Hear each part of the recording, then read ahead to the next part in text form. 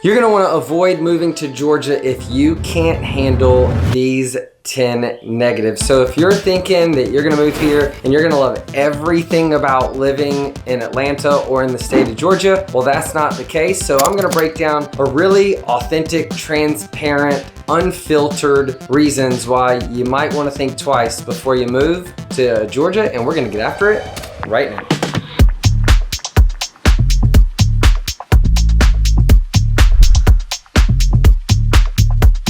Hey, if this is your first time to the channel and you want to know everything there is to know about buying, selling, investing in Atlanta real estate, well then subscribe below and click the bell for notifications so you can be the first to know when we release new content and stay up to date on the market here in Atlanta. My name's Denny. The team and I get calls each and every day from people just like you looking to make the move, and we absolutely love it. So whether you're moving next week, next year, or anytime in between, call, text, email, schedule a Zoom. We'd be happy to help you make a smooth move to Atlanta. In this video, like I mentioned, we're gonna be talking about all the negatives, all the reasons why you might not want to move to Georgia, or at least think twice and make sure that you can handle these things before you move. And we're gonna start with a couple that you may have heard before.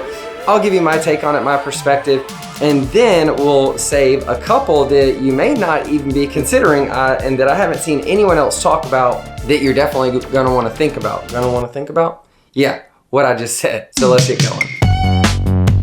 First on the list is one that you've probably heard about because a lot of people refer to Atlanta as Hot Atlanta because of the heat and humidity. Now, having lived all over the country, New York, LA, Chicago, Dallas, Fort Worth, and Atlanta, you know, all of those places have different climates and all of them can be kind of, you know, the snow in Chicago is not great, but the summer in Chicago is amazing. And so here in Atlanta, the temperature really fluctuates most of the year between that glorious like 60 to 80 degree weather, but there are some times where in the middle of the summer, it can get unbearably hot. And when I say unbearably, I mean like if you walk out of your front door and you walk 5 feet, you're going to break a sweat.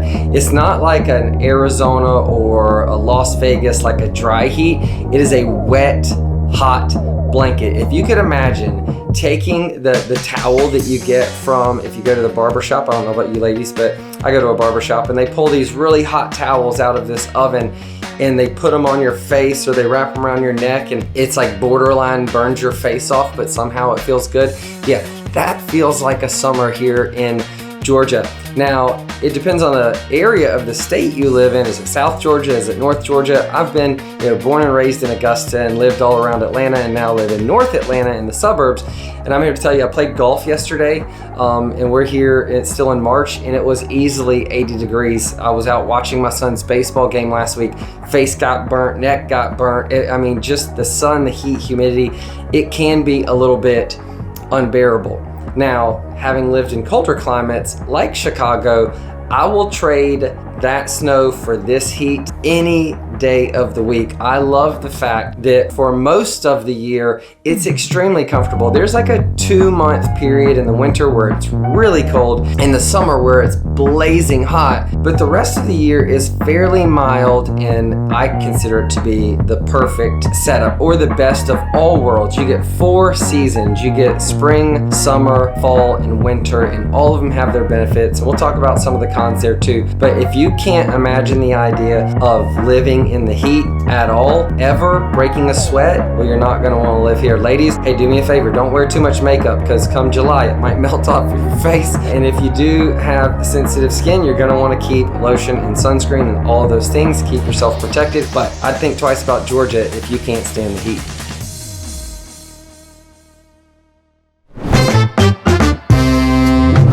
I'm just tackling some of the worst ones right here up front. The second we're going to talk about are bugs. Yes, bugs. Ugh, they're like completely disgusting. My least favorite, the ones that I hate the most, are mosquitoes. Mainly because I seem to have the type of blood that they absolutely love. My wife and I can be out and about and mosquitoes flock to me. They don't even mind, bother her at all. And so you really do have to, if you have a mosquito sensitivity, you have to be conscious of it. But there are some things you can do it. There's a thing called thermocell. It's like a little blue glowing light that it doesn't smell or anything like that, but you can have it around your your outdoor spaces to keep the mosquitoes away. It's more like a repellent. Or there's this thing called a Dynatrap, which is basically a glowing light that attracts them to it and then traps them in it and kills them. We live out in the woods on a couple of acres, and we have those, in 1 or 2 places around our home to cut down on it, and they do a phenomenal job. And so there are things you can do to mitigate that. The next would be spiders.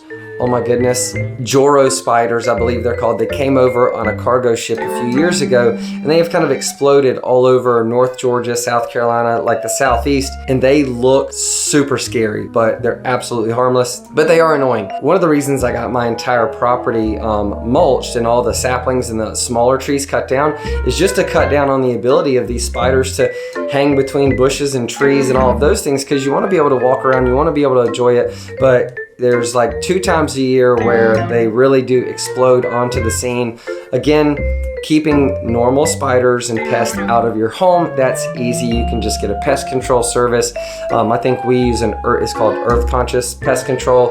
It's safe for kids and humans and pets, non-toxic or poisonous, but it does keep all the bugs out of your house. I'm talking more like when you're trying to enjoy the outdoors, there are spiders, and if you don't like spiders at all, or you can't function in the presence of a spider, like my wife, who's always screams and yells for me, then you might want to think twice about Georgia. And last but not least, those pesky little roaches. Now, I've seen roaches in every city I've ever lived in, from New York to, again, LA, Chicago, Dallas, and Atlanta. And again, the pest control is really to keep them out of the house. But if you live in the woods or in a rural area, the roaches, they stay out of your house. But I've been known to run into a roach on the property somewhere, or out on the deck, or in some of the, more quiet, dark places. And they are absolutely disgusting. So bugs are a thing in Georgia. If you can't stand bugs, you don't want to be here. While I'm talking about all these things that I hate and drive me crazy, that was a hint. Number 3 is the pollen, and if I sound nasally, that is why.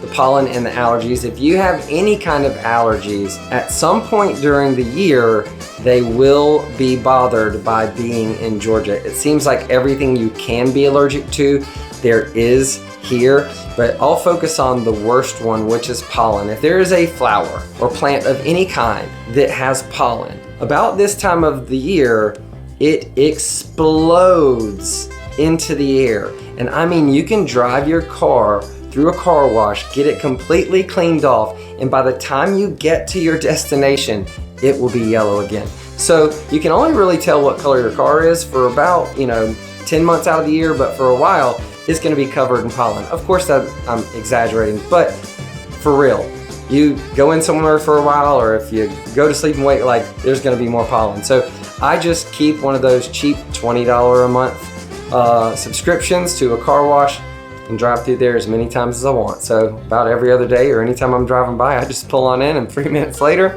I have a pollen-free car, temporarily. Next on the list is friendly people.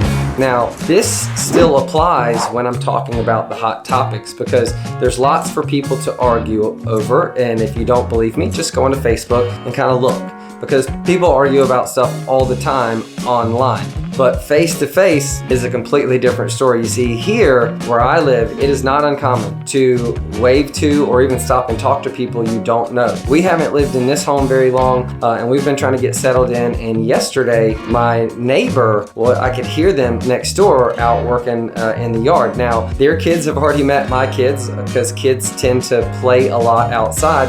But I immediately went over with my dog and introduced myself and my dog, and we talked for a few minutes, got to know each other. They were super friendly, and that's not uncommon, whether it's your neighbor, a stranger walking down the sidewalk, someone in traffic, someone that you've never met or you meet for the first time. Everyone's really, really friendly, and they talk to everyone, and they just assume that everybody wants to meet everybody. So if you're introverted, this might not be the place for you. Of course, you can hide at your own home, but if you go out in public, someone's gonna say hey to you. If you're from, New York or Chicago or a big city, and you're used to, people not having any personal space, you'll be surprised. People here, they kind of give you your own personal space. But in those areas, when you're on the subway, people sit right on top of you and don't say a word. Here, if you get within an arm's length of someone saying, hey, probably going to shake your hand, and you might even get a hug. The next thing I want to talk about, really, I want to talk about it from a couple of perspectives. One, Georgia's kind of a tale of two experiences. You have the city of Atlanta, which is extremely different than the suburbs of Atlanta, and then you have the rest of Georgia. Now you have Macon, Columbus, Augusta. Those are smaller cities, but they very well could just be suburbs of Atlanta, if I'm being honest. So you really have the city of Atlanta, you have the suburbs, and then you have rural. And so most people, when they think of Georgia, they probably think of those two extremes, right? Atlanta or rural, and you do have both. Now the people in both of those areas are friendly, but this kind of ties into all of these other things I'm going to talk about. So are you looking for like that urban, fast-paced city feel with large buildings, lots of concrete, lots of traffic, lots of economic opportunity, fast growing, all of that stuff, and you'll find it in Atlanta. If you're looking for access to that and all the professional sports and the benefits that come with it, but you want a slower pace, less traffic, good schools, you're probably going to get a little bit outside of the city. And then if you want a really slow lifestyle, minimal traffic, chickens and goats and cows and all that stuff, you want a homestead, you want a lot of land, you want a farm, or you just want a slow pace and a slow lifestyle, well then you have that in all the rural areas. And so we're not really a state of big cities or completely rural. Your experience will be highly dependent on where you live in that context. So let me know in the comments below, like, where do you want to live? What are you looking for? What kind of a lifestyle or pace do you want? And as always, if you need help figuring that out and where that should be in the context of Georgia, well then call, text, email, schedule a Zoom. We'd be happy to help you sort through all of that. On to the next one, which is diversity. You can imagine that people of all walks of life live in the rural areas, the suburbs, and in the city. Those are going to be different kinds of people, right? But when people talk about Atlanta, I've often heard even local realtors and people talk about the lack of culture and diversity in Atlanta, and I completely disagree. Now, the obvious tale of two demographics would be the white and black population. The city of Atlanta is about 50-50, believe it or not. It's about 51% black and 49% other, which is mostly white, which is interesting. But when you get to the suburbs, like in North Atlanta, there's a large Asian population. Even over in Johns Creek, a whole variety of different Asian cultures within that. There's a large Hispanic population across the entire state. And so I believe demographically, there's about 50% white, about 33% black, about 10% Hispanic, about 5% Asian, and about 1% other. That's across the entire state. But remember, that's going to vary widely depending on if you're in the city, in the suburb, or in a more rural community. I love the diversity, having lived in all those different cities and traveled the world, playing soccer and surrounded by people from different countries and cultures. Like, that's one of my favorite things. We have the largest and busiest airport in the world. You can fly almost directly anywhere you want, anytime you want. One of the largest relocation demographics that are coming into Atlanta are from foreign countries, be it Africa, Asia, the Caribbean, and Europe. And so you're going to get all of those different cultures, all the different food, all the different accents, and all of that stuff. So I love the diversity, but if you're looking to surround yourself with people just like you, this is probably not the place to do it.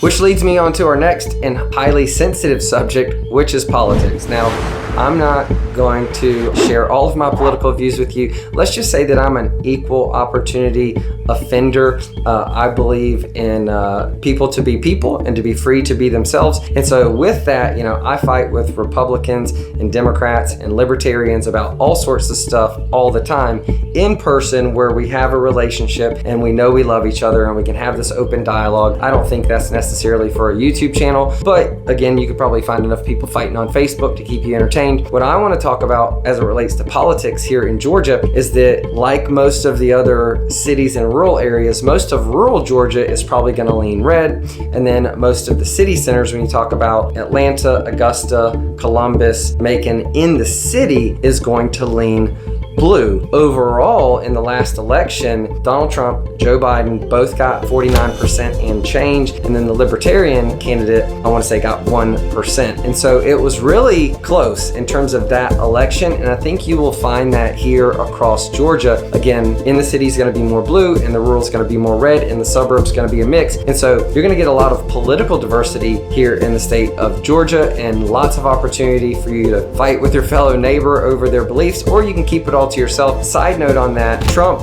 was like this figure that had really passionate opposition and support. And so there were plenty of Trump flags all over the city and all over the state. So if you just can't stand the sight of anyone who has a MAGA hat or a Trump flag, you might want to wait a little bit longer until he's out of the public eye, because that is definitely all over the place. But if you're sporting your Bernie Sanders sticker or your Joe Biden sticker, you're going to be equally as comfortable, because there's plenty of people with that support too. So like I said, it's a very politically diverse climate here in Georgia.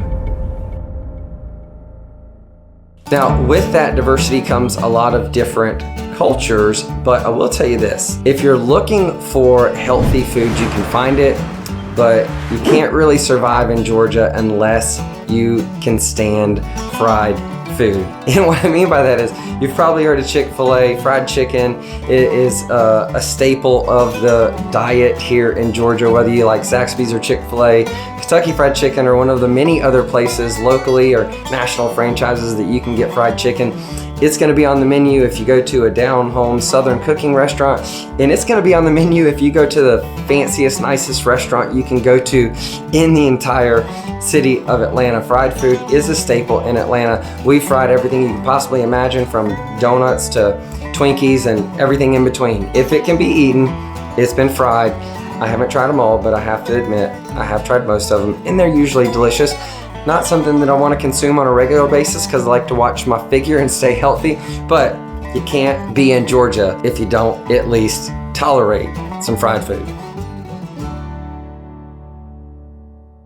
Now, I'm getting into a lot of the stereotypes with some of these, but trucks are another thing. In the city, in the suburbs, in rural Georgia, trucks are kind of like your daily commute, your daily driver. You might find someone pulling a boat or pulling a tractor, or working on a farm, or just carting their kids around. It seems that everybody wants to own a truck in Georgia. Ford, Chevy, Dodge, Toyota, Nissan, it doesn't matter. Everyone has a truck. I have a truck. Everyone I know has a truck. It's like the thing to do when you're in Georgia. So maybe one day the Toyota Prius will make inroads into Atlanta. You're not going to see nearly as many of those as I did out in LA, but Ford F-150 now comes in an electric version called the Lightning. I guess maybe eventually everyone's trucks will be electric if we have to. If you don't like trucks, Georgia's not for you. New truck, old truck, diesel, gas, electric, we got them all here in Georgia. So you're going to be surrounded by some big trucks if you're in Georgia.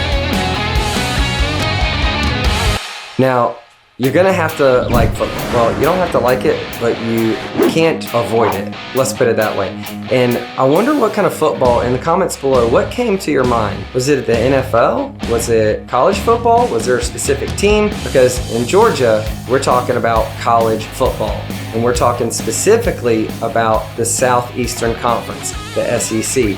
In most of the places, 90% of the time, you're really talking about the Georgia Bulldogs. Go Dogs. We're talking about the University of Georgia in Athens, Georgia. Everyone in Georgia, whether you went to Georgia or not, supports the University of Georgia, the Dogs. And so when we talk football, we're talking SEC college football, and we're talking the Dogs. So they have won 2 straight national championships after a very long 40-year drought where it felt like you were cursed to be a Georgia fan.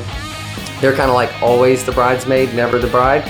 They would get really, really close, flirt with a championship here and there, somehow miraculously lose an important game that they shouldn't lose, and there we were again. But today, reigning champions 2 years in a row, and you can't get away from college football if you're in Georgia. So come, August, we're moving from summer into the fall, you're gonna find tailgates all over the place. Everyone's barbecuing, everyone's got the game on, everyone's out, hanging out with their neighbors, everyone's throwing viewing parties. They're in every bar you go to, every restaurant you go to, there's gonna be TVs everywhere, and there's gonna be football everywhere. And so it will be unavoidable. You have to be able to stomach some college football, but be careful. Even if you think you're an NFL fan, even if you think you don't like college football, you will find yourself falling in love slowly but surely with the dogs. That is D-A-W-G-S, D-A-W-G-S. Don't make the mistake of spelling it wrong, because you'll give yourself away that you're not from around here. You hear? And that leads me to the last and probably one of the hottest topics. I mean, Denny, you've talked about race, you've talked about politics, you've talked about all college football, you've talked about all these things. What could possibly be more controversial than any of those? And that is guns. I just thought I'd put it out there because you're going to want to know about it before you get here. And I think the more you talk about it and the more you experience it, the more comfortable you will get if you are not comfortable with it. You see, there's a few things that I think of when we think about guns. The Second Amendment is something that the people of Georgia feel very strongly about and are very supportive of, and there's no way around that. But there are a couple of things within that I think you need to consider. One is Georgia recently repealed the requirement to have a permit to conceal carry. And so now anyone in the state of Georgia can exercise their right to own a gun and carry it with them anywhere they want, anytime they want. Now there are some exceptions, like I want to say churches, schools, courtrooms, or government facilities, that kind of stuff. But you no longer need a license to carry here in Georgia.